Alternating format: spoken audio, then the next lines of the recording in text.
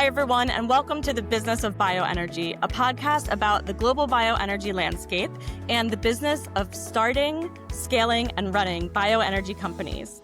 I'm your host, Jackie MacAllen, a communications expert who works with industrial companies.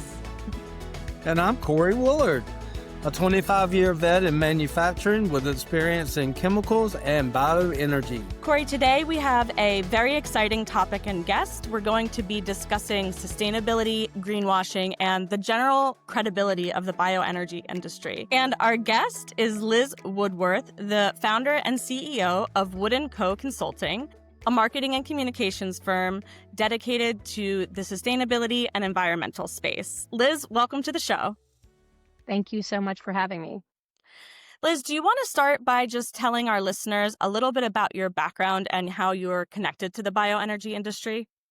Sure. I've spent my career really in marketing and communications, specializing over the past 2 decades at the intersection of sustainability and messaging. And through Wood & Company, we help organizations navigate really pretty complex environmental issues and communicate their impact with stories that are both compelling and credible. My journey in bioenergy began at Enviva, one of the world's largest producers of wood pellets, where I led both sustainability initiatives and their communication strategy. From there, I joined the Sustainable Forestry Initiative, or SFI, which is the leading forest certification and conservation organization, before founding Wood & Company in 2017. And then, I guess most relevant and most recently, I stepped in for a year and a half as interim executive director at the U.S. Industrial Pellet Association, or USIPA. And that role really gave me a global view of everything going on in biomass policy, trends, trade, and certainly the role of sustainable forestry in the current energy transition. Fantastic. Liz, thank you so much for joining us on this episode. I've been so excited about this episode in particular because obviously, you know, my background in operations, and hopefully our guests understand the first 2 episodes have been operationally and kind of business focused, right? But we're interested in picking your brain today on the sustainability front. And in particular, I've been involved with a number of organizations, ranging from startups to DRACs, and just seen so much variation in the sustainability narratives, how companies approach sustainability, and things of that nature. And, you know, just for example, you know, I was involved in one pellet producer who it just always felt like we were playing catch up. We never controlled, we never got ahead of the game in regards to telling our story, so to speak. So I think you probably see this from a unique perspective, given your comms and background and such. And so I would like you to speak a little bit about how bioenergy has been perceived among different stakeholders, okay? And in the past, whether it's been the type of biomass, does that make a difference? Or just and let's keep it tight, over the last 10 years, has the sustainability efforts kind of focused? Sure. I might stretch it to about 15 years or so, because that's really the point at which the industry really started to scale. But I think it's important to remember that bioenergy has been around for a very long time. We've been burning wood for heat for thousands of years, but what's changed is in the past few years, past couple of decades, is scale. So when biomass began to replace coal in very large power stations, providing electricity for millions of people, it drew intense scrutiny, primarily by the environmental NGOs and the governments that were influenced by those NGOs. For example, in the US, the industry where it really started to scale, producers in the Southeast have been under the microscope since the very beginning of the industry. And so we're used to that type of scrutiny. Because the industry was supported by government subsidies, and still is to a lesser extent, there have been questions about carbon accounting, biodiversity, forest management.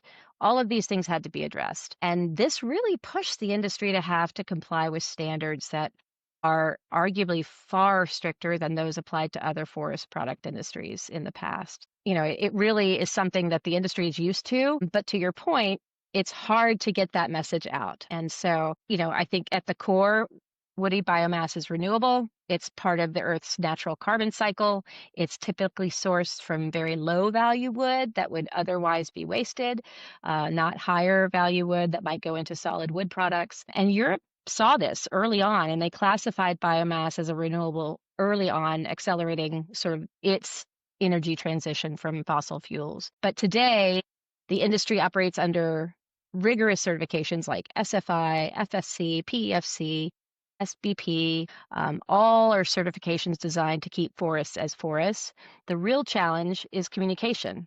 And so while we as industry people and experts and scientists understand these safeguards, companies really struggle, like you say, to share their story in a way that resonates with critics. And it often leaves them on the defensive side of things, despite their really strong sustainability credentials.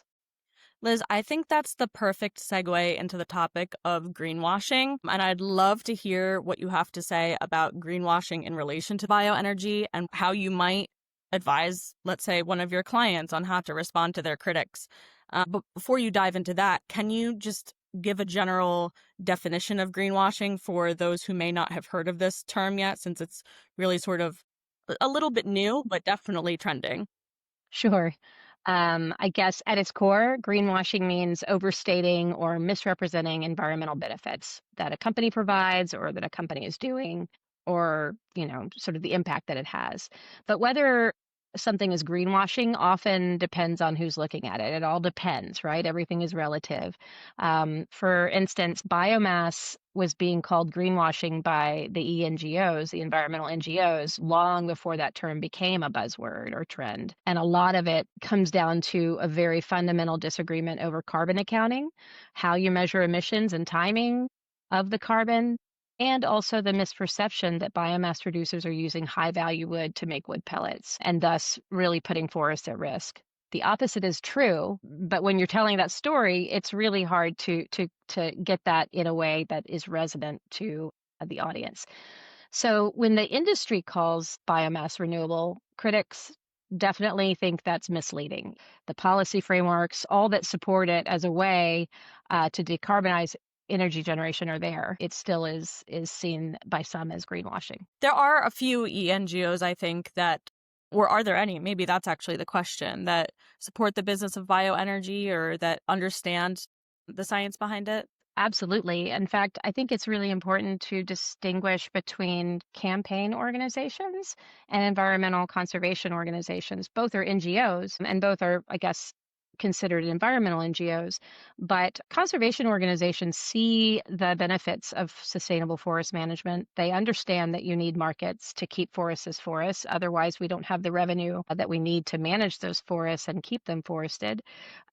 And so there are definitely conservation organizations and environmental NGOs that see the benefit, while at the same time want to be very careful that the industry does not, do something that is negative to the overall forest health or forest future. So how would you advise, or would you advise a client who, let's say, is starting up a bioenergy business? What would you recommend in terms of their stakeholder engagement, maybe specifically with an NGO? Well, today it's really important, and depending on where the company is, what its region is, what the specific risk factors, the environmental risk factors are, all of those things depend, right? But generally speaking, consumers and investors are hyper aware of greenwashing, and regulators, especially in Europe, are cracking down on ESG claims. So to be sensitive to that, but for bioenergy companies, it means credibility can't just come from certifications. I mean, those are very important, granted, but it has to come from transparency,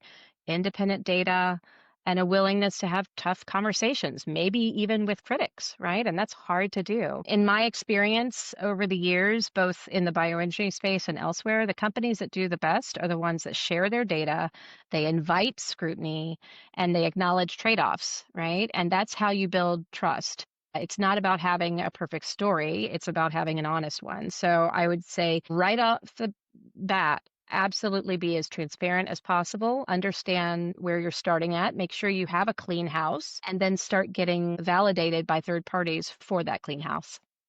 If you were to advise up and coming organizations, startups specifically, how would you say, and you referenced this earlier with doing your homework and making sure you were partnering correctly, are there specific NGOs or third parties that you should be working with in order to understand some of these things? I see this a lot.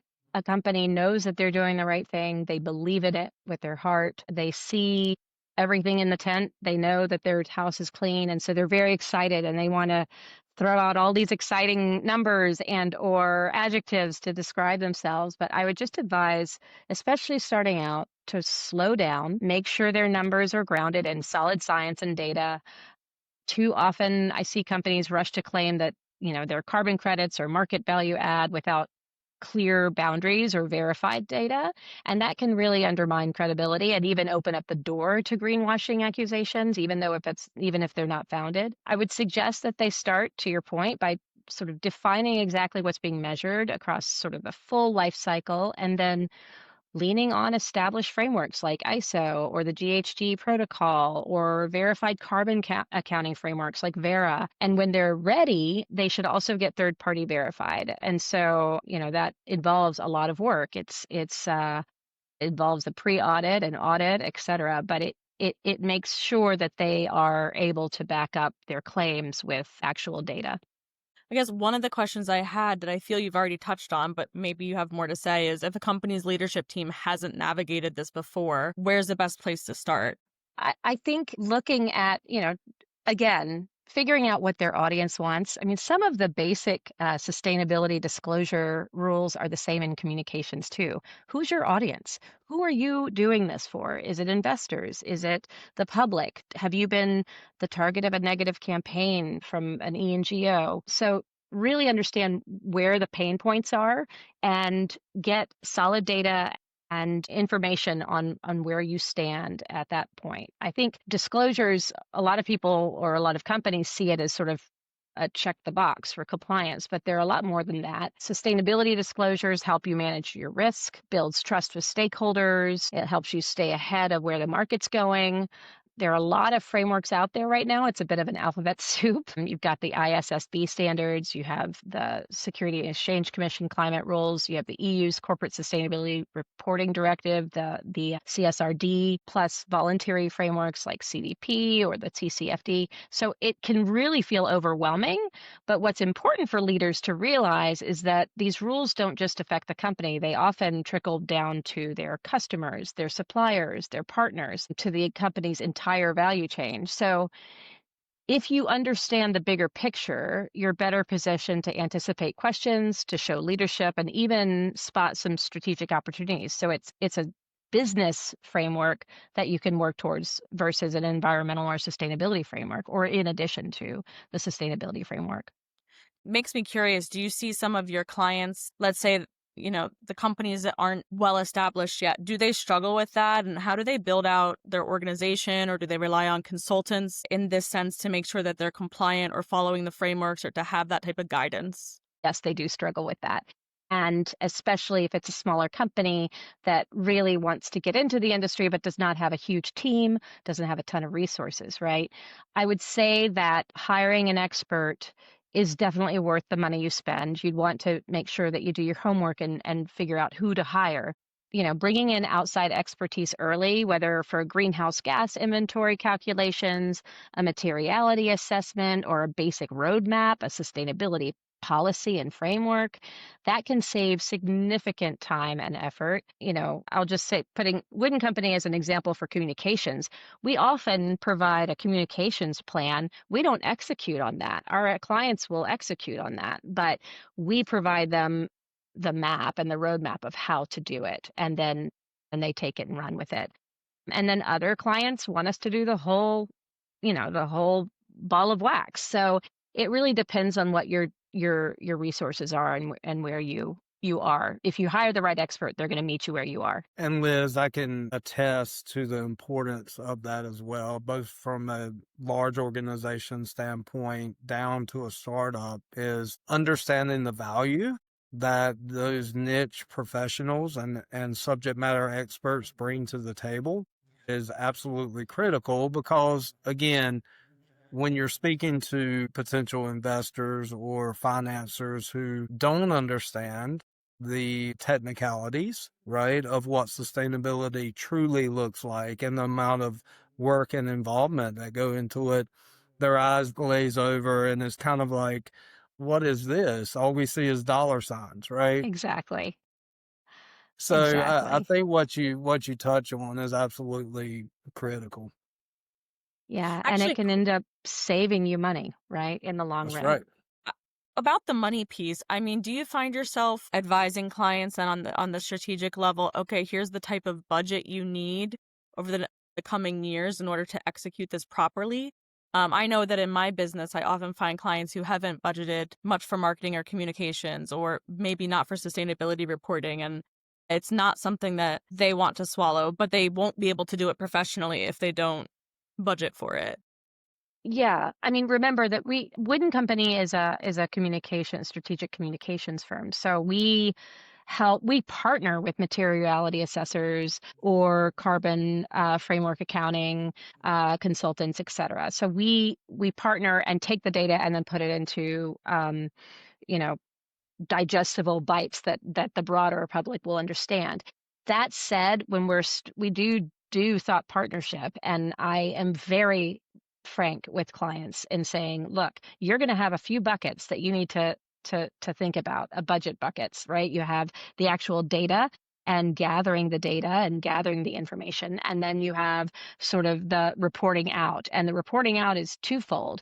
One, it's to the authorities, whether it's certification or the regulators. And then two is reporting out in a more user-friendly sustainability report, right? And so, yeah, there are definite costs against all of that.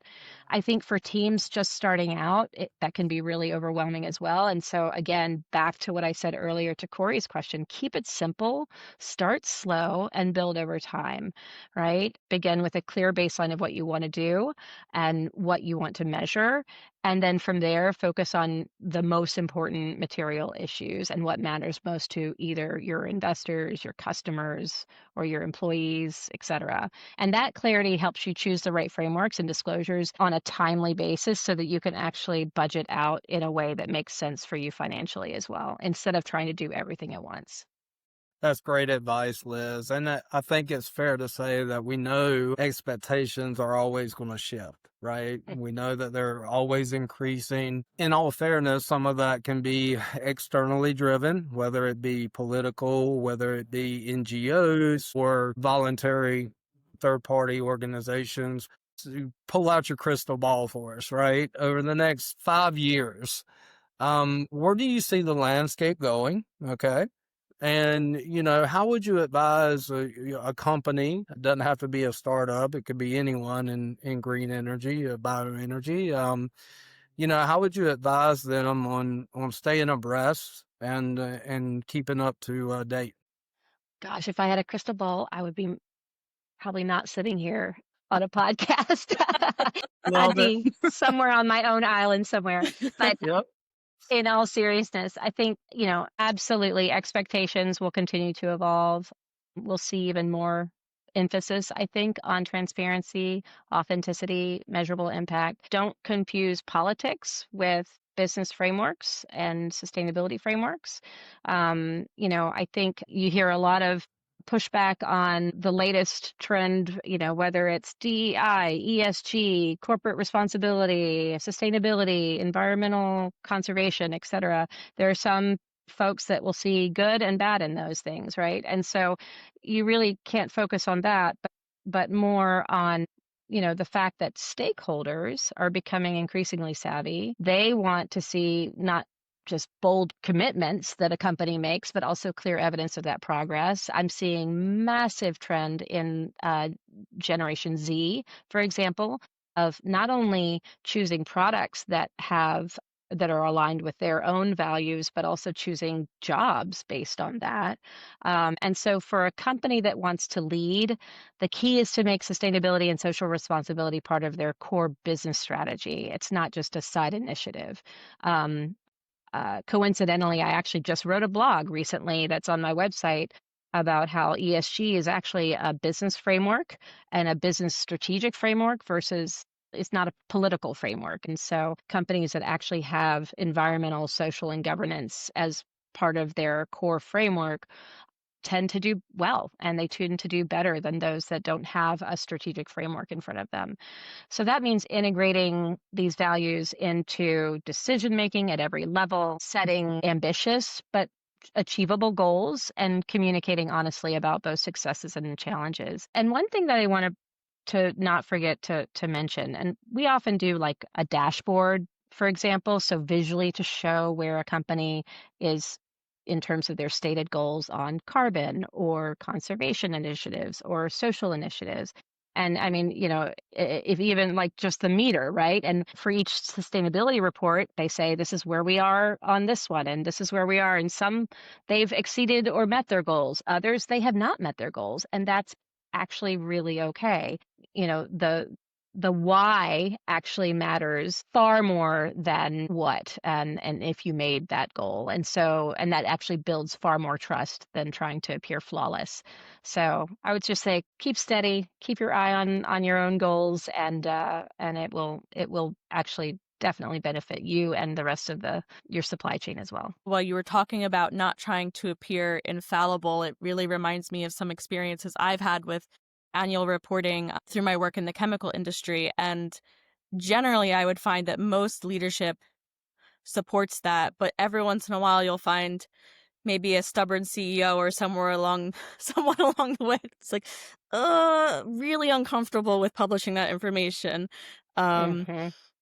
So how do you overcome that, or do you? Well, I mean, I think it goes back to what I said.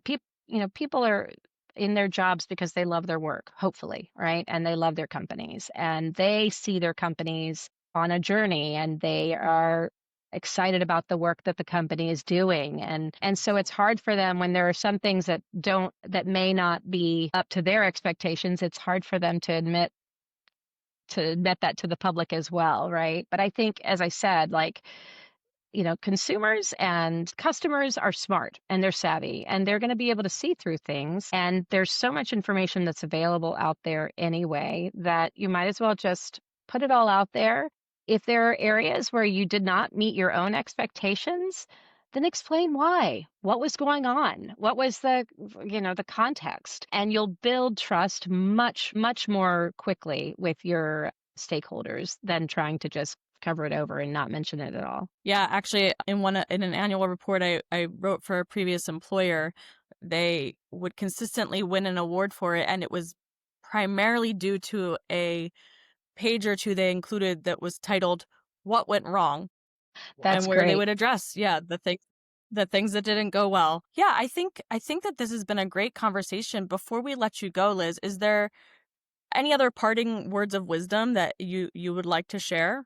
Well, thank you so much for having me. It's been really fun. It's definitely a topic that I feel very passionate about. I guess if there's one thing I'd leave with the listeners, it's that credibility and sustainability is not built overnight. It's a journey, it's a process. And whether you're in bioenergy or any other sector for that matter, success starts with clarity. So know yourself, know your data, understand your impacts that you're making, good and bad, and be willing to share the full picture of yourself. I think in my experience, the companies and industries that I've seen really earn trust in the long run are the ones that lean into transparency, as we were just talking about, and invest in strong science, invest in smart people, and commit to telling their story in a way that resonates with both the experts and the public. Thank you again for being here.